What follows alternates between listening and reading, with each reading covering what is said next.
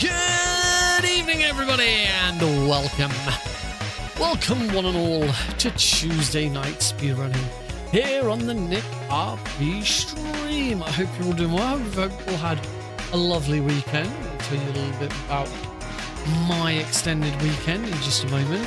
Just as soon as I've got my camera set up, I just quickly got answers to grab a drink. So just trying to pad this out. Really, just to pad this out, make up a little bit of time before we do a swiftly swappy.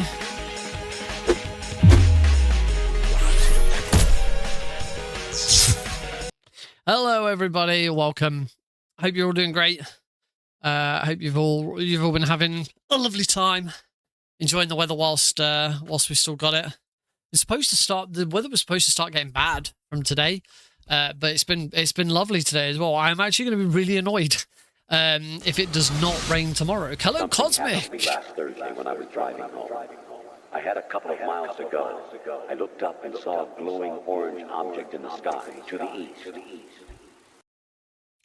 Like a mongoose. 2 days till we get to hear that for real. Indeed, we do. 2 days, people. 2 days until Metal Gear Solid Master Collection Volume 2 comes out. Of course, we've got a stream on Thursday, so you know what we're going to do.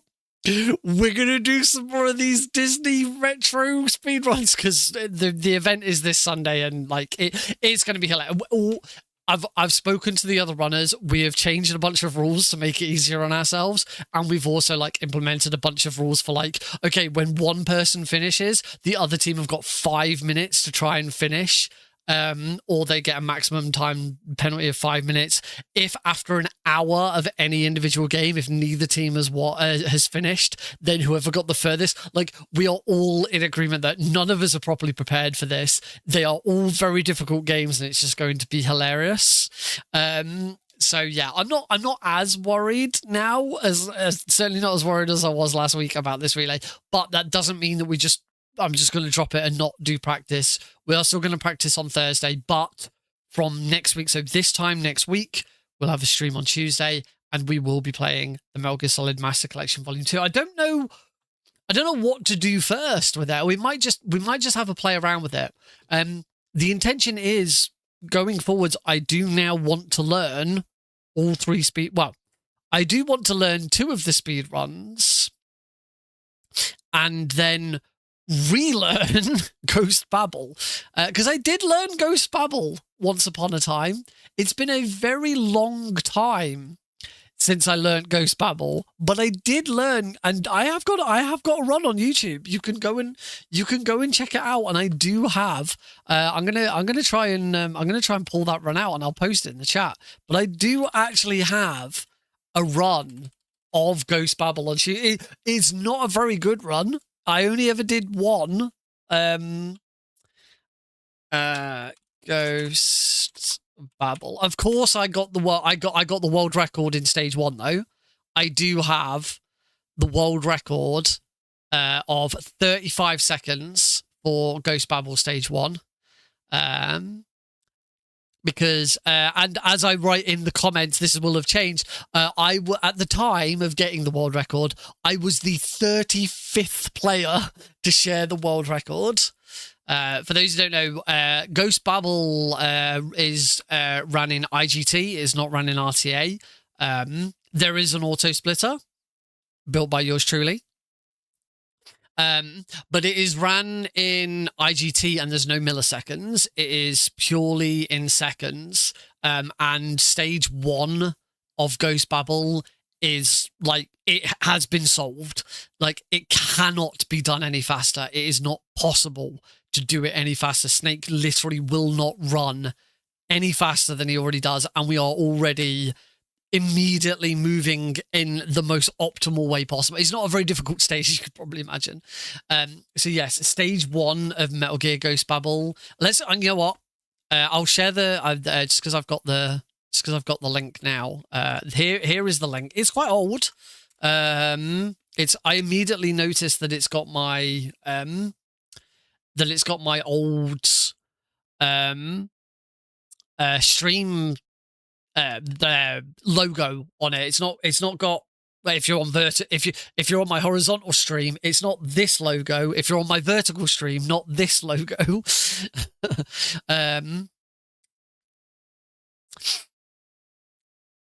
that Mr. Matt Internet on YouTube? Anyway,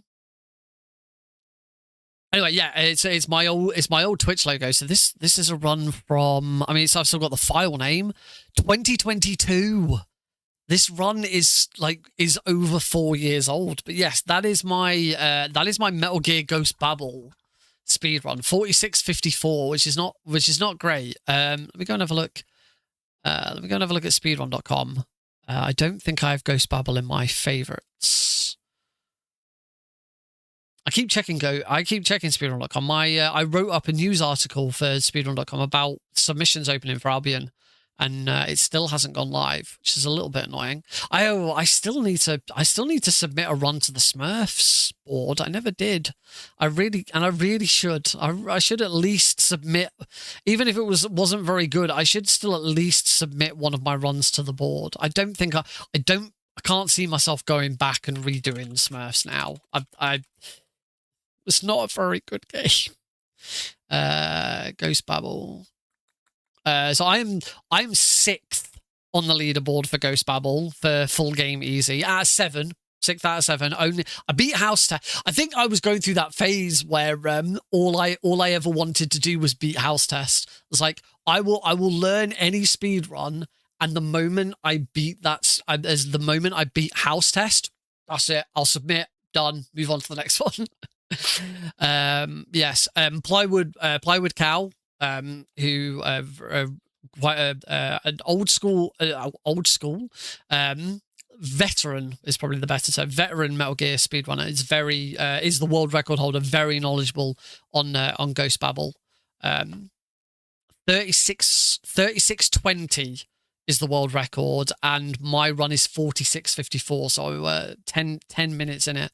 The thing with Ghost Babel that puts a lot of people off speedrunning it is I'll give you both. I'll give you Plywood's first. So Plywood's IGT for Ghost Babel is 36 minutes and 20 seconds. Plywood's RTA I was 6'7" before it was popular. Plywood's RTA on a 36-minute IGT is 1 hour and 12 minutes. So, yes, the RTA of Plywood's world record is double that of the IGT, because there is a lot of codecs, timer pauses during codecs. There's a lot of going in and out of menus, timer pauses when you go in and out of menus. There are a lot of unskippable cutscenes. There's a lot of, and I wouldn't say there's no loading screens, because it's a Game Boy game. There were no load Game Boy games. There's no loading screens, but like transitioning between levels takes time because of like rank screen. There's a rank screen at the end of every level, and it's a bit of a pain in the arse to speedrun. But it is a very I will still stand by that Ghost Babel is one of, if not maybe if you ignore Pokemon, I would say that it is the best Game Boy Color game. It is an absolute feat of Game Boy engineering, and a lot of people, and I include myself in that, consider it to be part of the Metal Gear trilogy. It is the perfect follow-up to Metal Gear 2 Solid Snake. So Metal Gear 2 Solid Snake, Metal Gear Ghost Babel. Those three make up a really, really nice. It is in the timeline, it is an alternate timeline to Metal Gear Solid. It replaces Metal Gear Solid 1 in its respective timeline.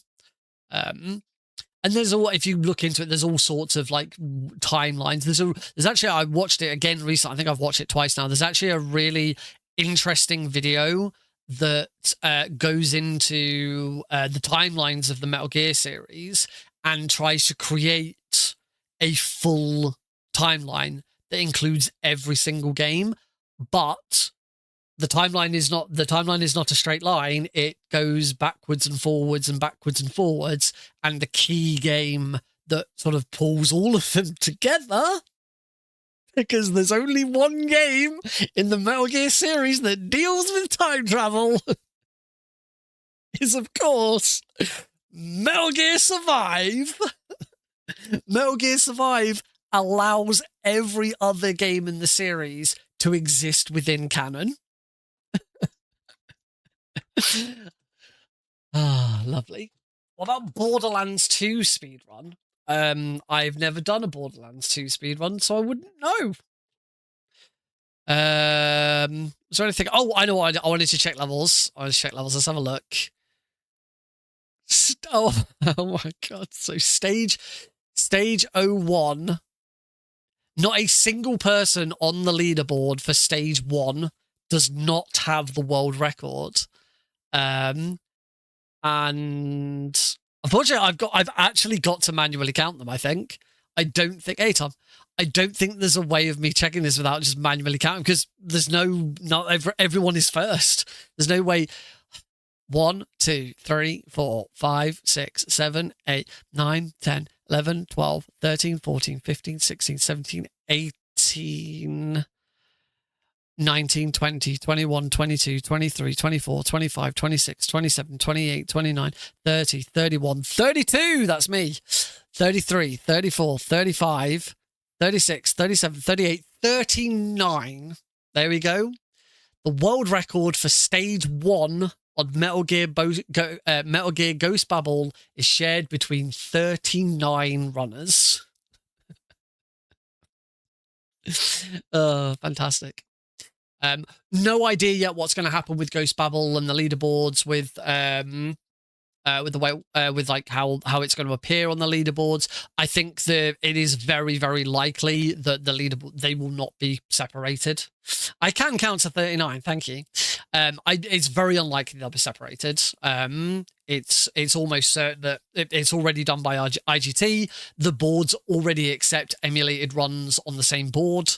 You can play emulator or hardware and they all count for the same board. And it is unless Nintendo, I don't know why I said Nintendo, unless Konami do something to completely fudge the Ghost Babel, then there should be no reason why you can't Ghost Babel Master Collection runs don't just get added to that, because it's just going to be an emulator. It's going to be, the game is going to be running on emulation almost certainly, and it should be accurate as long as the IGT is accurate. I think we'll know the moment someone finishes stage 1 and gets 39 seconds, 37 seconds, whatever the timing on it is, 35 seconds. If someone manages to beat stage 1 in less than 35 seconds on the Master Collection, then we know there's going to be a problem. So I would like to relearn that at some point. I do mean relearn. There's no way I'm going to be able to go into that and just pick up that run again. Because I'm afraid it's been 4 years. And then, of course, I do finally want to learn Metal Gear Solid 4 and Metal Gear Solid Peace Walker. I would, and I'm going to put this out there. Primarily, I'm going to put it out there to fellow British or European runners. I would, if I can find the right person and we have the right timing, I would love to learn to speedrun Peace Walker in co-op. It's already been confirmed that Peace Walker will support co-op.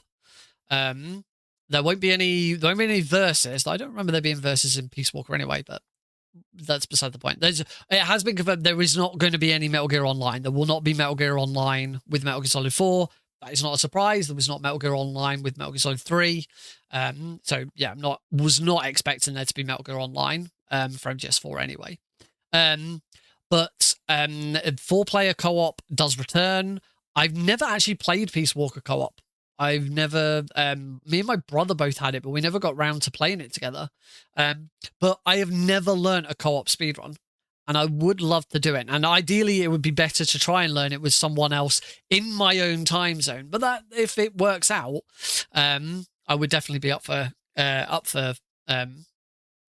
if someone I can find is in the US and we can work it out, it would be great to finally learn a co-op speedrun, and Peace Walker would be awesome. It'd be awesome to like start submitting co-op speedruns because you don't get them that often, particularly in outside of mainstream. So yeah, that'd be really cool. So if you're interested in that, hit me up because I'm definitely interested in learning. I need to learn Peace Walker first.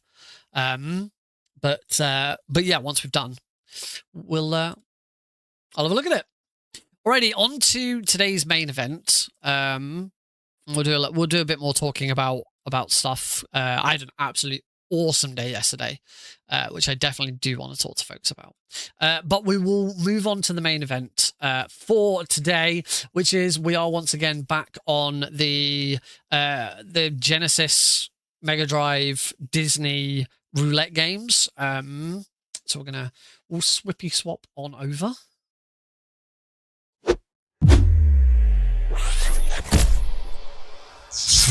So for those who don't know, this weekend I am participating in a relay race on a channel called The Wheel of Struggle. It's a competition called Struggle R, and it's 2 teams of 2.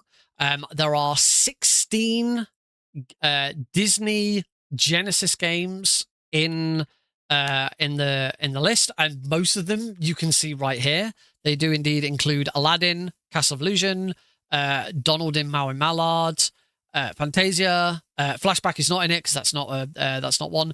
Goofy's Hysterical History Tour, Great Circus Mystery starring Mickey and Minnie, Jungle Book, Lion King, Marsupilami, Mickey Mania, The Timeless Adventures of Mickey Mouse, Pinocchio, Pocahontas, QuackShot starring Donald Duck, TaleSpin, Toy Story, and World of Illusion starring Mickey Mouse and Donald Duck. So these are all of the games that are in the relay. As we are 2 teams of 2, we have each taken, me and my partner, we have each taken 8 of those games to learn, with the intention to at least try and play the other 8 as well. I don't know if I'm going to have time to really touch the other 8 that much. So it might just be a case of like playing. It all depends on what comes out of the draw. So whilst there's 16 games in the list, we only have to play 4 of them. So my partner will play 2 and I will play 2. So we've had to learn, or at least look at, these 16 games between the 2 of us. But we're only ever going to end up running 4 of them. So it's a roulette. Which ones? We do have some vetoes. So if I get, so every time the wheel is spun, so at the very start of the roulette, the wheel will get spun 4 times, and that will pick the 4 games. Every time a game gets landed, both teams have 1 veto that we can use to drop one of the games. Ideally, I am super duper hoping that Castle of Illusion comes up because of all the games on this list. Castle of Illusion is the one that I've been speedrunning for over 10 years. So I have a massive advantage if Castle of Illusion comes up. So I'm hoping it doesn't come up and the other team immediately vetoes it, knowing that I'm just going to win it. Well, I've been slowly working through my list, and my 8 games are Aladdin, Castle of Illusion, Fantasia, Goofy's Hysterical Tour. I think Great Circus was on my list. Hang on, I should count these. So 1, 2, 3, 4, 5. Lion King 6. QuackShot 7. TaleSpin 8. So actually, no. Great Circus isn't on mine because I've got World of Illusion. I think my partner, Olive Yu, must have.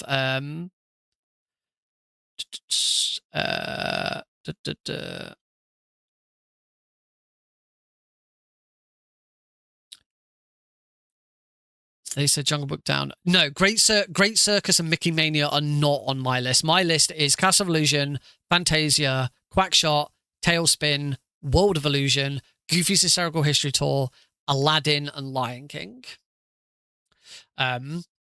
So we've done almost all of the games on the list on stream. We have at least finished them, except Fantasia didn't quite. I got to the final screen in Fantasia. Fantasia was weird.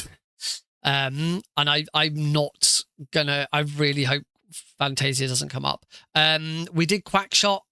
We actually attempted a speedrun of QuackShot last week. That went okay. Today I want to touch on 2 games. Sorry, that's not the right list. This is the right list.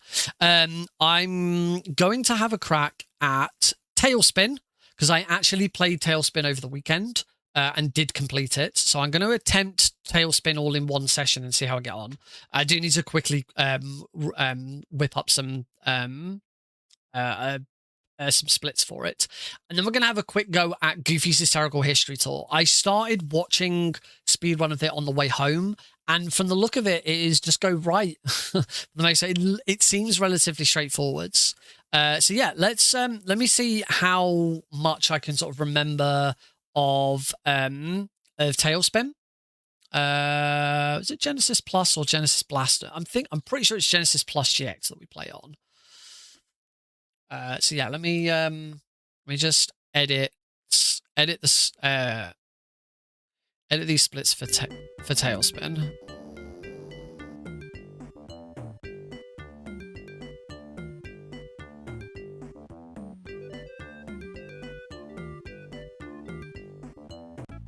TaleSpin Genesis. There we go.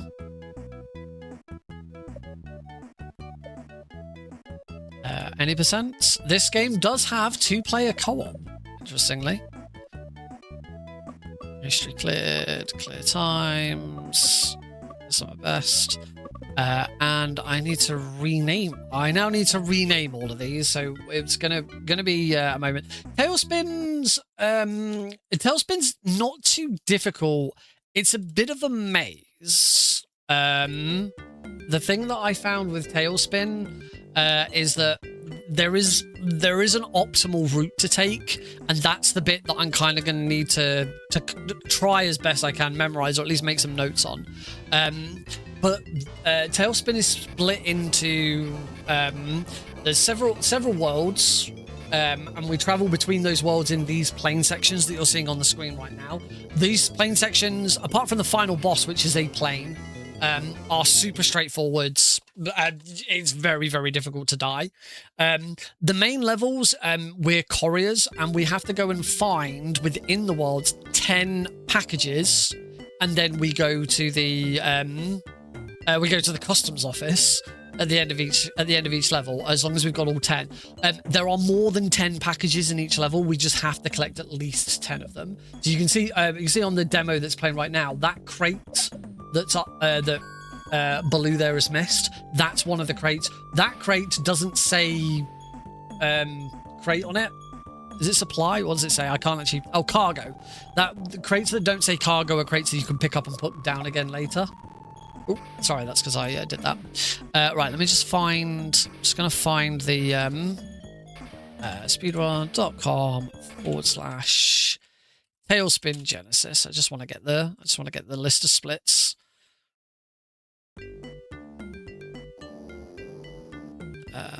Let's see if the guy in second place has a better list. It's easier to check against.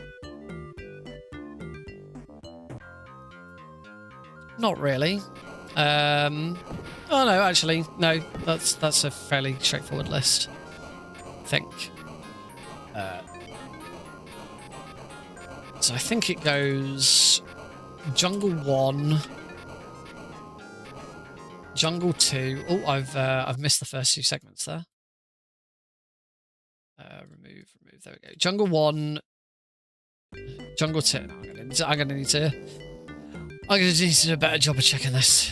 Sorry, folks. This will just be a moment.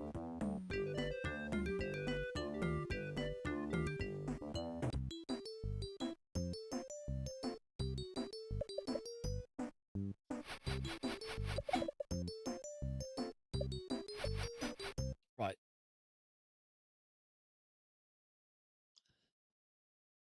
Is there only one jungle? Was there only one jungle? I think there's only one jungle level. I thought there was 2 levels for each world, but apparently not with this one. Right, so I want, so actually I want, move that to there. Oh, bloody see.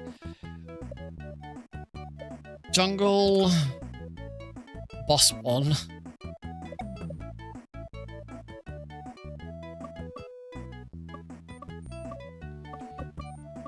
Lost City, boss 2. Sea Duck 1. That's the plain sections.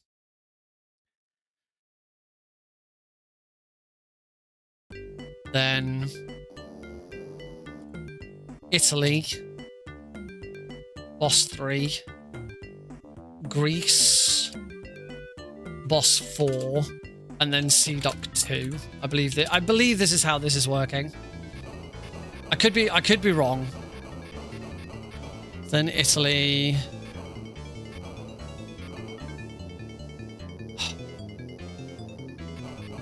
Oh, come on, YouTube. Bloody advanced, stupid thing. Then as I say, Greece, boss 4, Sea Duck 2. Yep. Then we should be in Egypt. Egypt and boss 5.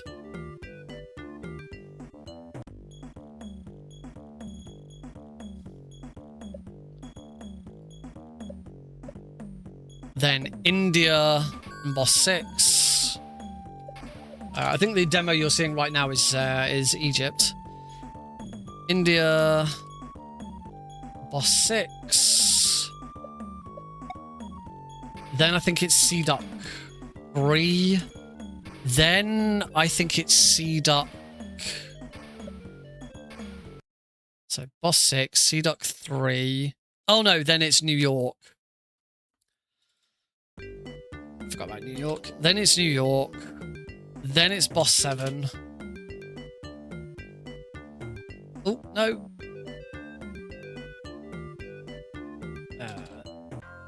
Then it's boss 7. Then it's San Francisco.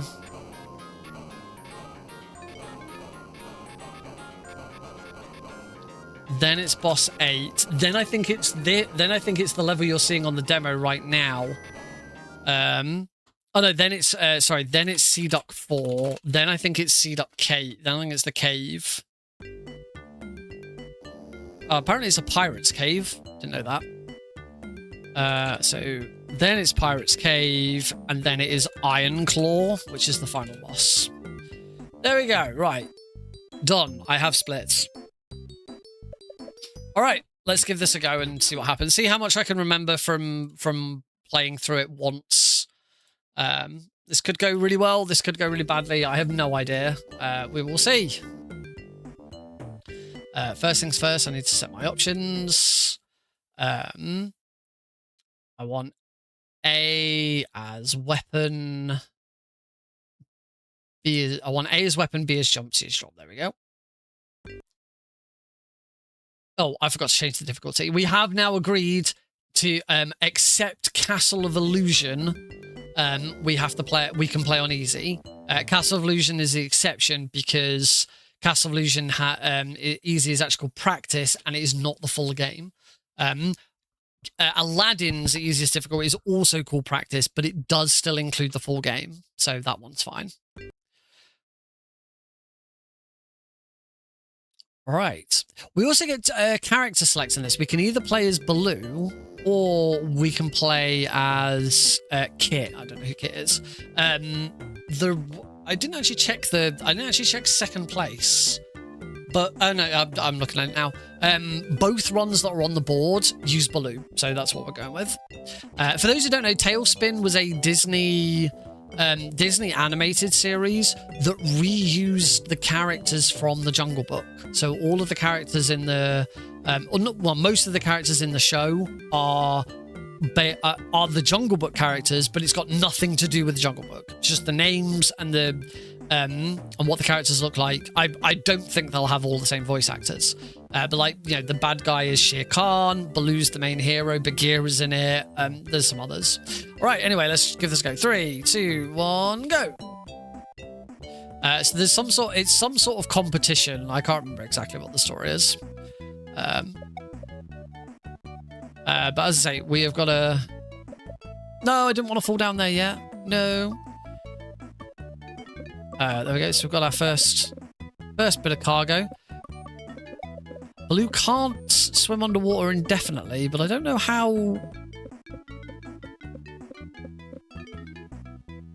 So I do need to get out of this water very soon. In fact, I'm dead. No. Luckily in this game, we do get a lot of lives on easy difficulty. Also, if you die, nice thing. If you die, as long as you don't have a continue, you retain anything that you've already collected.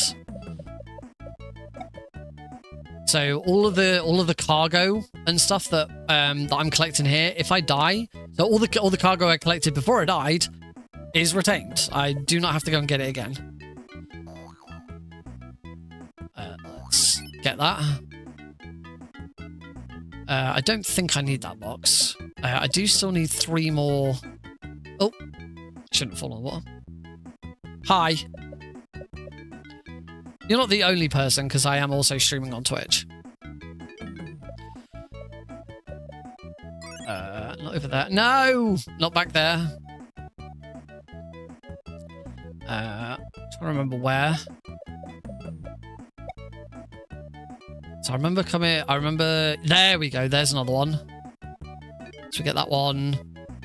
Get that one. And now we've got all 10. You can see that it's flashing. Because we've now got all 10. So now we can get to the exit, which is just over here. We don't need that. Oh, boss number 1. Bosses are always done the same way. It's always in this office, and we just have to kill them. They're fairly straightforward.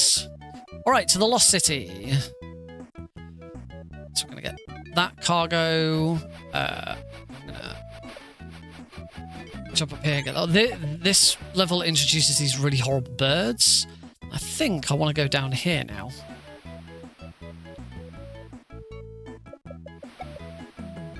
So I think that's Shere Khan. I can't remember. It doesn't look like Shere Khan, does it? I know that's Bagheera that I just killed. Go away, birds. The birds are really annoying. As you can tell, I'm gonna die to the birds. That's okay.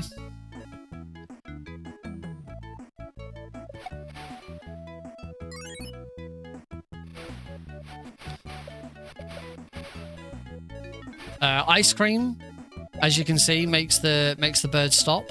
Makes all enemies stop. In fact, okay, that's useful to know. Whilst you retain any crates, any cargo crates, you don't retain any of these crates, which we do need to use to get around. Drop all the way down here. In fact, actually, I'm going to keep dropping because I've not finished. Grab this cargo. Got 3 more cargo boxes. I'll get that. I don't think I need them anymore. The runner that I watched admitted they didn't know what the stars did. Actually, I had no idea. And to be honest, I've not been able to tell what the stars do either. This guy, just stand here and just shoot him. There we go. Oh. Done. Okay, and now we're on to Sea Duck 1. The main thing with the Sea Duck missions, try and kill everything on screen. The game does lag out. It was noted in the commentary of the run that I watched that this game is not very good. It was not made very well. It was rushed. And there is some lag. There is some screen tearing. It is not an emulation error. It is the game. So we do want to try and kill things as quickly as possible to try and cut down on the number of enemies on screen at once. I did find that in these sections, if you just sort of really sit here, you can sort of see I'm not really getting hit that much. I am killing everything very quickly. As long as you don't like go all the way down to the bottom, you're kind of fine. And there's nothing you can do to speed these sections up. We just have to sit here and get through them.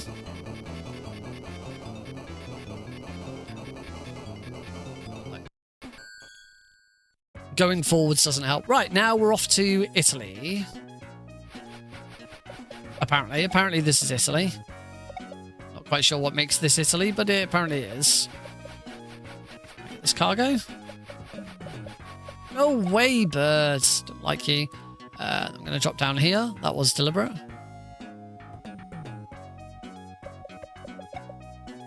Grab that, because health is nice. We want to... I actually gone the wrong way. I remember now this one coming the other way. But that's okay. It doesn't matter too much. Grab some cargo. Oh, didn't need a box for that. Let's try and kill that. Try and kill things because it's safer. Drop a box so I can stand on it. Grab that cargo.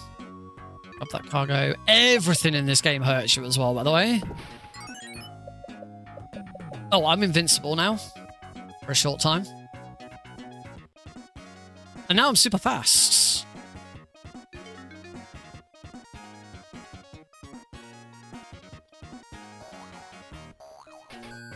There we go. That wasn't in the speedrun. I am, however, quite hurt. Oh, I'm still invincible though. Oh, I'm not okay. Now I'm not invincible. Can't go that way.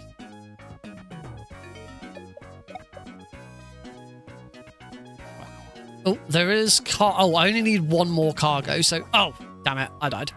I only need one more cargo, so I don't need to worry too much about where I'm going.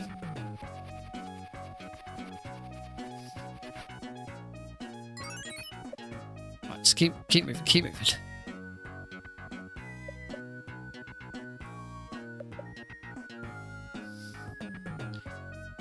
Although, I am once again... Okay, right. I'm invincible here, so I need to try and move as quickly as possible. Don't think you can get up there. No! I'm going all the way back over here. Dang it. Oh, I'm gonna die. I'm gonna die again. Yep. Luckily, this game is extremely generous when it comes to... Okay, I'm invincible again, I think. This game is extremely generous when it comes to at least continues. Maybe not so much lives, but continues it is very, very generous with. Right, once again, I'm invincible, so make the most of it. Run. Unfortunately, when you have invincibility and stuff, there's no timers. Right, we've got all 10, so we just need to get to the exit now. There we go. Got to the exit. Oh, this one's annoying. We just have to wait for him to do that, and then we can shoot him. There's not really much else to do. Let's just try and hope he shoots. There is some RNG to these guys. All right, off to Greece. Can I remember about Greece? Oh, I remember with Greece, we'd go down here straight away. Try and kill stuff. Come in here. Wait, you gotta stop that. Seem to recall going in there. Yes, because we wanted the boxes. So get that one. Get that one. And now we can...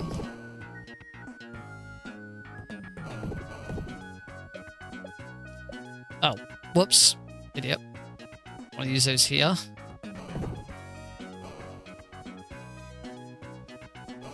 There we go.